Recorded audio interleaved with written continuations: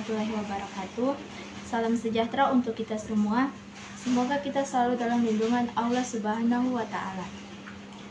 Salawat serta salam tak lupa pula kita haturkan kepada baginda Nabi Muhammad Sallallahu Alaihi Wasallam. Untuk mempersingkat waktu, perkenalkan, nama saya Fiskayanti, NIM A41124039 dari Prodi PG PAUD kelas C. Di sini saya akan memaparkan materi tentang bangsa dan negara serta hak asasi manusia. Pengertian bangsa dan negara. Bangsa merupakan kelompok manusia yang dianggap nasional, mempunyai identitas bersama, serta memiliki kesamaan agama, ideologi, suku, budaya, dan beberapa latar belakang lainnya. Negara merupakan salah satu bentuk organisasi yang di dalamnya terdapat atau terdiri dari rakyat, wilayah, pemerintahan, dan mendapatkan pengakuan dari negara lain, serta memiliki tujuan. Pengertian hak asasi manusia dalam Undang-Undang Indonesia. Hak asasi manusia adalah seperangkat hak yang melekat pada hakikat dan keberadaan manusia sebagai makhluk Tuhan yang Maha Esa dan merupakan anugerahnya yang wajib dihormati, dijunjung tinggi, dan dilindungi oleh negara, hukum, pemerintah, dan setiap orang demi kehormatan serta perlindungan harkat dan martabat manusia. Cara menjaga keseimbangan antara kepentingan nasional dan hak-hak individu dalam sebuah negara, yaitu 1. Konstitusi yang kuat. Konstitusi harus secara tegas menjamin hak-hak individu seperti kebebasan berpendapat, hak atas privasi, dan hak untuk mendapat keadilan di saat yang sama. Konstitusi juga menetapkan batas-batas di mana negara dapat bertindak sebagai kepentingan umum. 2. Sistem hukum yang independen.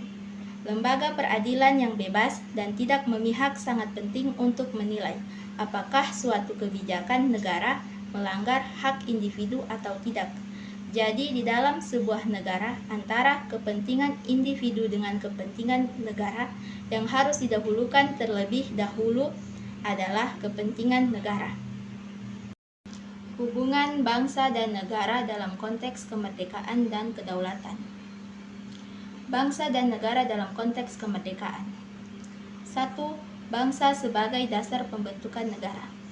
Bangsa merupakan kumpulan masyarakat yang memiliki kesamaan identitas sejarah yang menjadi landasan terbentuknya suatu negara. 2. Kemerdekaan sebagai hak fundamental. Bangsa yang mengatur urusan dalam negerinya dan menentukan masa depannya. Kedua, bangsa dan negara dalam konteks kedaulatan. 1. Kedaulatan sebagai kekuasaan tertinggi negara yang mengatur wilayah dan rakyatnya tanpa campur tangan dari pihak lain. 2. Kedaulatan sebagai implementasi kemerdekaan. 3. Kedaulatan dan integritas teritorial, yaitu menjaga batas wilayah dan kedaulatan atas tanah lainnya. Dalam konteks Indonesia, negara Indonesia itu dibentuk oleh bangsa. Di dalam negara yang berdaulat adalah rakyat. Otonomi daerah berperan penting dalam hubungan antara pemerintah pusat dan masyarakat daerah. Diberi kewenangan oleh pemerintah pusat untuk mengatur dan mengurus pemerintahan sendiri sesuai dengan kondisi dan kebutuhan warga lokal.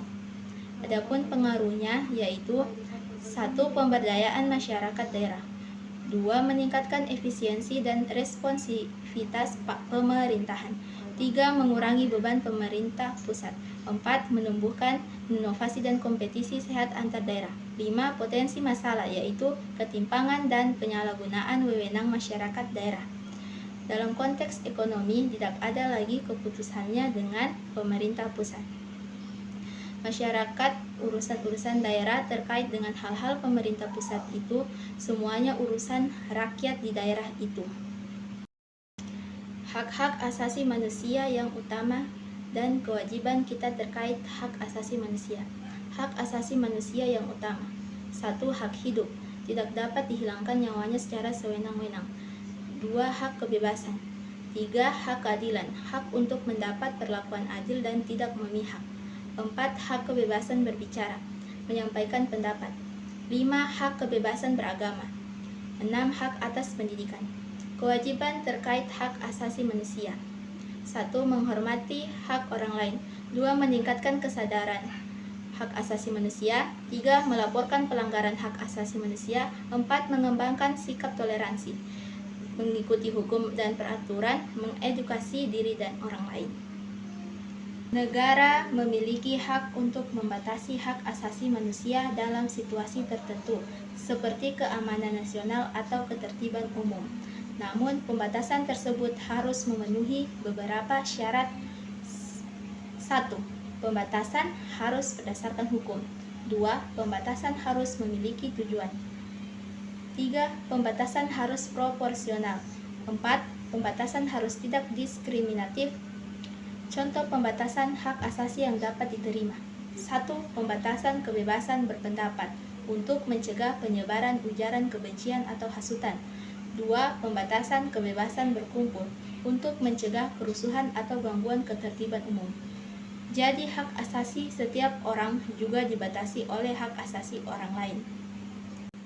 Kesimpulan dari materi ini mengenai bangsa, negara, dan hak asasi manusia adalah bahwa bangsa dan negara memiliki peran penting dalam menjamin dan melindungi hak asasi manusia sebagai hak dasar yang melekat pada setiap individu.